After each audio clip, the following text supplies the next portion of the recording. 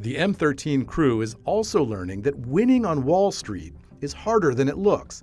Even with stolen documents, insider trading is not easy.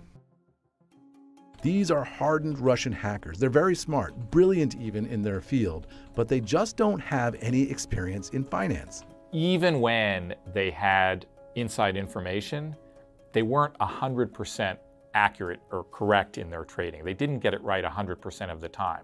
Sometimes they misread the information that they had, sometimes they missed something that was in there, or sometimes the market didn't react in a way that they expected. When they didn't trade on material non-public information, they were actually terrible traders who lost money more than they made money. The anguished texts of the M13 gang sound like a bizarro version of the banter you'd hear on a Wall Street trading floor. What are you thinking to do with Roku? So far, there is no reason for such a drastic fall. We acted too hastily. This was not us who were hasty. It is market that is acting strangely. Should we wait for comeback? I think so. Too big of a loss otherwise.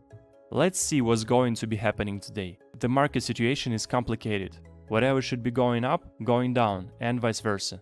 The gang comes to some tough conclusions about their own performance in the market. We implement poor trading ideas due to low-level competencies as traders. We suck in placing stops and take profits. But they are good enough to make $93 million in less than 3 years. They're so successful, they begin to raise suspicions at Saxo Bank, the Danish online broker M13 is using to place trades. The bank schedules a call with M13 to ask how exactly they're doing this. And for the first time, the M13 gang is on the defensive. Klyushin's solution is to tell a pack of lies. On the call, Klyushin lies to a bank official, saying that M13 has developed an app called Preston that analyzes social media and the internet to forecast stock trends, which is why M13 has been so successful. A translator relays Klyushin's Russian into English. He assured us that they are not using any kind of insider information. They only use what is available in public sources. Klyushin is forced to explain the spectacular success the company had in its Tesla trades. His story is that M13 based its Tesla trades on Elon Musk's infamous 420 funding secured tweet, when the billionaire rocked financial markets by saying he was considering taking Tesla private at that price. Of course, that's not true either. And he also gave an example how they acted upon when Elon Musk published last year about 420 this intention or whatever that happened, and then they were short by the minute before the publication. This